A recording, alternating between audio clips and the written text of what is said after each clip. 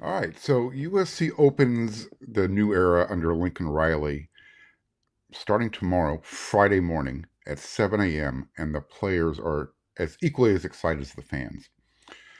I also ran into a friendly group of guys who are getting ready to meet the media, and for a second, it looked like the ghost of Trojan glory passed.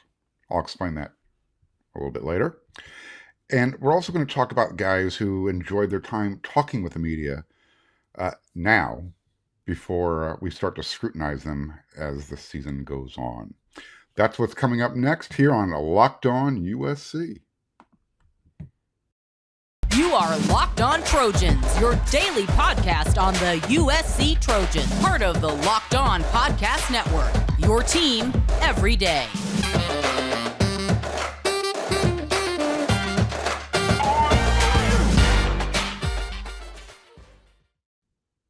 All right, fight on, everyone. I'm your host, Marc, and thanks for making Locked On USC your first listen every day. Whether you're watching on YouTube or downloading your podcast for free, thanks for watching. We appreciate you coming along for the ride. And if you are watching YouTube, go ahead and hit that subscribe button. Give me some feedback and start asking some questions. We'll do a mailbag on one of our upcoming episodes here.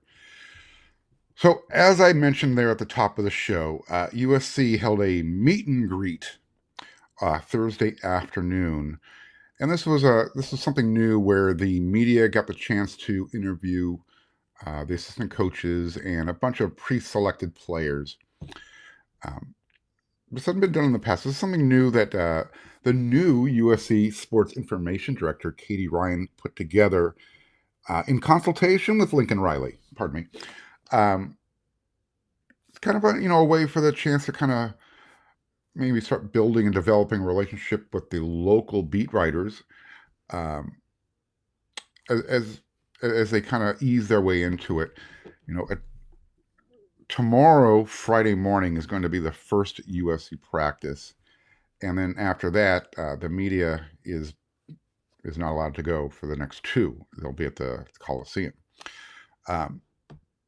So Lincoln Riley was the first person to speak with the media here Thursday afternoon. And granted, I was a little late, had some flight issues coming back into town. Nevertheless, WeRSC.com, Eric McKinney and Scott Schrader were both on hand. And one of the things that Lincoln Riley said is, the roster is healthy and ready for fall camp. First practice is tomorrow morning, 7 a.m. Okay. Well, I truly hope so because I received a message from someone around dinner time who said, and I'm gonna read I'm gonna read the quote that I received. Camp will be violent and physical, praying for healthy outcomes, but expect aggressive practices. End quote. Now, Trojan fans, that's probably music to your ears. There's been some fun discussions in the past, I guess we could say, talking about whether or not USC practices under the previous coaching staff were physical enough. Did they get the team prepared for game week? I'm just going to go as far as to say that this staff is doing things much differently. And the fact that they're inviting the media to the first practice, but they're not allowing us to be there for the second and third is a little curious to me. I mean, day one is going to be the required shells, and the team has to go through the mandated acclimation process that the NCAA puts in place. So I am curious why practice 2 and 3 I will be at the Coliseum uh, under the watchful eye of the coaching staff, but the media can't even watch their stretching session in the beginning, nor interview the coaches afterwards. So, um, I don't know, just certain things that kind of make you go, or is this, another way of maybe, I'm not going to say pushing the envelope and maybe getting the team ahead of schedule, wink, wink, without people watching and questioning, hey, how come they're doing that right now? I'm not saying they are, not saying they aren't, they're not, but I can't remember the last time practice number 2 and 3 of fall camp the media got shut out, let alone taking it over to the Coliseum. So I don't know. Maybe they're doing some work there on Howard Jones Field, Brian Kennedy, where they need to give the field a couple of extra days work or rest after the first day of fall camp. Again, doesn't really make sense, but I don't think anybody's really complaining. The common theme from everybody, players and coaches, was we just want to win. And whether that's that was their way of saying, look, we're tired of hearing 4-8, 2021. We were a bad team. We finished 4-8. Yada yada yada. For any player who is on this roster, and when I say who's still on the roster, remember this Lincoln Riley basically came in and he cleaned house. There were a lot of players who were specifically asked to leave in no uncertain terms. They were told they don't have a spot going forward. So there's that sense of a new beginning again, with obviously everybody who came in via the transfer portal and the guys who stuck around. They want to win, and when you have that kind of, I don't know, shift, the culture change we've talked about it a lot, but it's again right now the players, they just want to get to work. They want to prove to everybody that yes, you know what, we are a good football team. We were recruited to come to USC because we're USC caliber level players, and we want to prove it. They came here to win a championship. And so when they say we just want to win, that's what they mean. They just want to win a championship. They want to prove to everybody that they're worthy. They hear the fans talking. They might not respond to it, but they hear it. So, you guys who like to critique,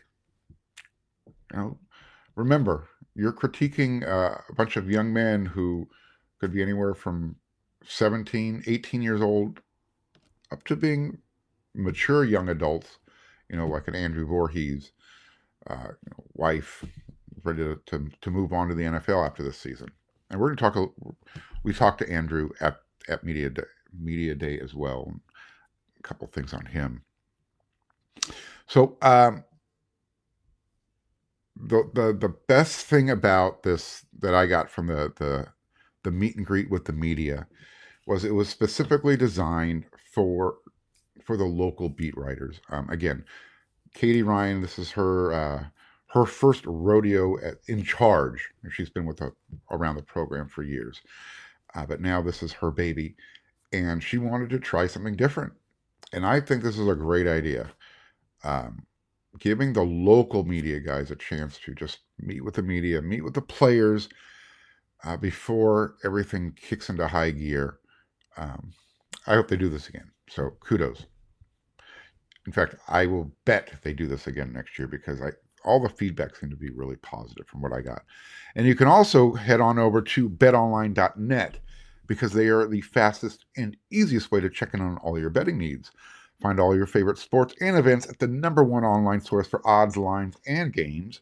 You can find reviews and news of every league, including Major League Baseball, NFL, NBA, NHL, combat sports, esports, even golf. BetOnline continues to be the top online resource for all of your sports wagering information.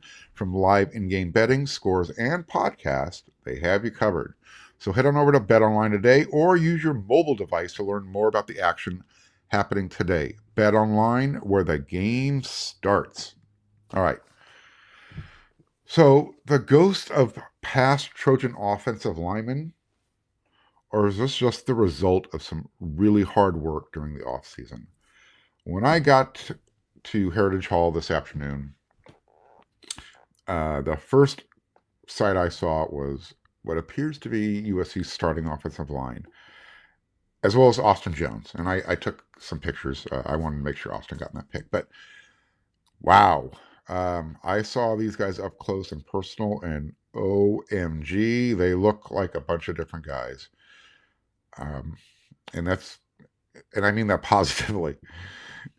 You can really tell the work that they've put in. Brett Nylon, the starting center, is one dude specifically who changed his body. In fact, he talked about how he's lowered his body fat percentage, and when you see him, he looks more svelte. I guess is a good way of putting it. Um, I won't say he has a six pack. Maybe Caleb Williams was alluding to him at Pac-12 Media Day last week, but Brett looks different, much stronger. Those reports of he's grown taller, that's fake news. But I think why he looks taller is because he looks thinner. He doesn't have that, and I say this affectionately, he doesn't have those muffin tops hanging out. He just looks like a different dude, and that's going to lend well to when they're out there trying to pass protect as well as run block. Justin Dietich, number one, he's got the greatest mustache in the entire world. If he's not playing football, you could put a uniform on him and he would look like your police officer, or he might even have he would be the perfect action figure stunt double in a movie. He has that look. And he's just such a mature, level-headed guy that I've really grown to appreciate and getting to know over his time at USC. And he's also someone who's going to be able to finally do what he loves to do, and that's run block. When you're done making Locked on USC your first listen and watch, head on over to weareusc.com. We're going to have a lot of interviews, a lot of video from from USC Media Day with these players that we're mentioning. So I spent most of my time speaking with the players. Eric McKinney spent the vast majority of his time interviewing the coaches, and Scott Schrader was shotgunning all over the place, making sure he was catching everybody so we had a piece of every coach and every player. Another guy who really caught my eye was Jonah Monheim.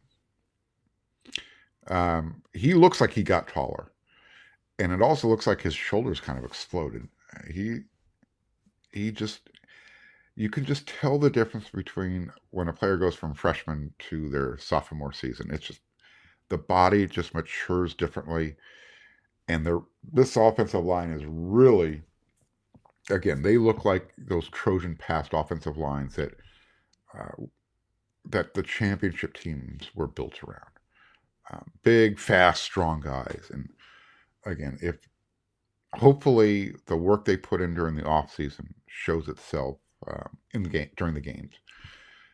And again, based on hearing behind the scenes how hard these guys are working during PRPs, and knowing that they're going to be having a physical fall camp, hopefully everybody comes out of that healthy. Knock on wood. This team can be really special because when you're talking to these guys, they've got a focus. And again, they have a focus every year, but this time again, they want to win. They haven't done that. They haven't done enough winning since they've been at USC. Andrew Voorhees. Okay, so I'm sure if you've been following the program, he, as well as Brett Nyland and Justin Dietich, they are now working on their fourth different position coach. And Andrew brought this up, saying, it's brought him a bunch of different perspectives, I guess is the best way to put it. Different styles, different coaching philosophies. And he's going to be able to incorporate all that into his final season. And he also kind of touched on, he has a big NIL deal coming up, name, image, likeness. But he says he'll share it when he can. Right now, he can't, but it is a pretty lucrative deal. So, Cortland Ford is another one. So, if you hang out, or if you read anything that I've written, or if you hang out over again on wearesc.com, um, you will know that Cortland Ford is one of the hardest working guys. I mean, almost, I don't want to say to his detriment, but the guy, if he's not working out, he's sleeping and eating football. But that's his life. And that's what you want. It's a good thing. And what's so funny is he is in such great shape that Brett Nylon had to help him get his jersey on before he headed into media day. It was a funny little sight. So he looks the part now. And I'm telling you, this offensive line, when you get to see them, because you won't get to see them at practice, and you only get to see little video clips that we get out there at practice when we're allowed to be there. So get out there for the opening game against Rice, and you'll understand what I'm talking about. It's going to be a pleasant surprise. You're going to really enjoy what you see. The last thing I want to say on Andrew is he had made his decision within 72 hours to return to USC. And he is probably Lincoln Riley's biggest recruiting win. He had his conversations with Lincoln. We all know how that final game ended, and Andrew had the opportunity to head off to the NFL and start earning an NFL paycheck. Well, he knew within 72 hours after sitting down with his family, he needed to come back. And again, it comes back to he just wants to win. He wants to leave a mark at USC. He doesn't want to be part of a legacy of not finishing what they started. And that's a great quality. Okay. Some other guys who were really impressive with the media this afternoon on Thursday. I'm recording this Thursday evening. So you'll obviously be watching this on Friday. I'll be at practice at 7 a.m. As fall camp opens. So some of the guys who met with the media, again, we had not everybody made their way there. There were supposed to be a total of 28 players, but I'm sure they had some scheduling conflicts that got in the way. Nevertheless, Kalen Bullock, don't call him Sticks anymore. His teammates have said he's gotten bigger. And when I saw him, he did look like he's added a good 10, 15 pounds. So that's only going to be a benefit when he has to start getting a little bit more physical, with the tackling and so forth. And I did ask him about his preseason snub, because he had put out a cryptic tweet and it made sense when the Pac-12 released their preseason awards or watch list and preseason All-Americans, All-Conference, Kalen didn't make the list. And he was a freshman All-American last year, Football Writers Association. So that was a little peculiar. And I asked him, I said, was that what your tweet was all about? And he said, yeah, man, that vibed me the wrong way. I'll be honest. And he felt a little disrespected. And all that means is now he's got that chip on his shoulder again.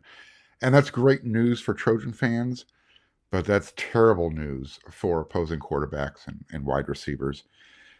I can't remember if I mentioned it or not, but at Pac-12 Media Day, Caleb Williams talked about a play where Kalen kind of baited him.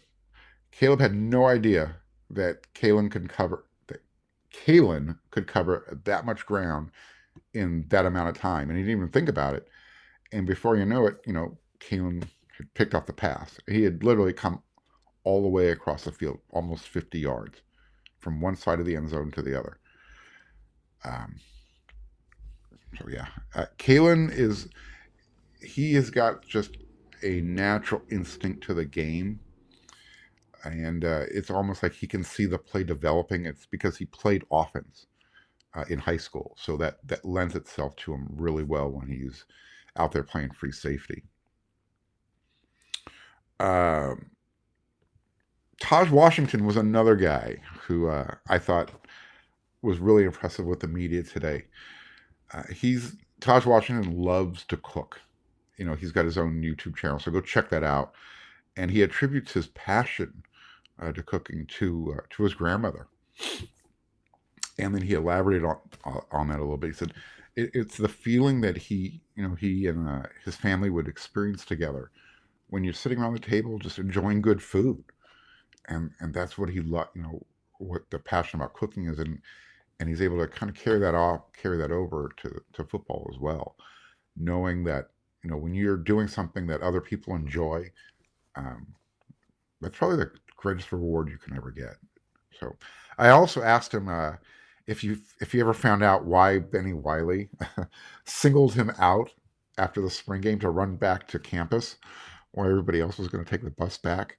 He said he couldn't remember, but he does remember running back. So it was just a funny moment for Taj and I, because I was trying to ask him a question right after the spring game, and over my shoulder I hear the strength and conditioning coach Benny Wiley screaming, "Hey Taj, let's go, man! We're running!" And the look on Taj's face was like, "Man, what did I do?" So just wanted to kind of ask Taj if he ever found out why. He said he didn't, but if he did, he would have forgotten by now, anyways. Tui Pelotu. I don't know what happened during the off season, but he became a really chatty catty. I mean, it's not like he was a quiet guy before, but he has become really comfortable in his skin, and he is just much more of an extrovert. I was surprised. I was talking with Nick Figueroa, and Nick when Nick is speaking, it comes very naturally for him. Um, Tuli, it seems like it's a natural for him all of a sudden as well. And it was a joy to watch him talking to other members of the media on the other side of Nick, because you can sense the maturity that's come out from Tuli. And man, when he's confident now talking about his game, I can only imagine how that's going to enhance his play on the field. You can tell he's more confident now, and he's willing to talk about it. I talked about Nick Figueroa. Man, he's healthy. He's wearing number 99. He said he couldn't wait to jump on that number, and so we'll see if he reps it as well as Drake Jackson did. Justin Big Daddy Dedich, another guy who is just really comfortable talking with the media, and he's also, last year we heard from the staff, Clay McGuire. He had mentioned that he's probably the offensive line group's most valuable player. Well, you would think that your most valuable asset would start, and for whatever reason, Justin was, he was the sixth man guy. Well, he's starting this year, and Lincoln Riley loves the run game, and Justin Dedich was built for the run game. So I'm excited to watch him finally get this chance to be a starter, and to show everybody how strong and violent he can be, and how much fun you can have as an offensive lineman. If there's anything Justin Dedich is, he's a fun dude, fun guy. Whether he's doing belly flops into the pool, or if he's pulling an 18-wheeler behind him, he's just a dude, and he's someone you want on your team. He is a no BS type of guy, but at the same time, he's just a funny guy as well. So, I've spoke to a lot of players, and every single one of them said the most improved player this offseason was Miller Moss. Now, Miller's not going to start a quarterback this year. He knows that.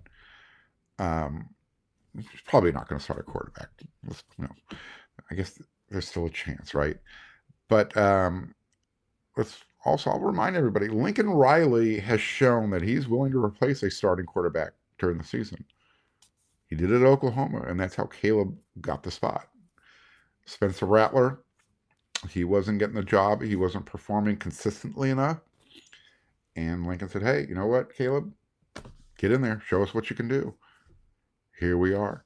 So if Lincoln is willing to do that with a starting quarterback who was a starter for a year and replace him with a true freshman, you got to think that Lincoln's willing to do it out here.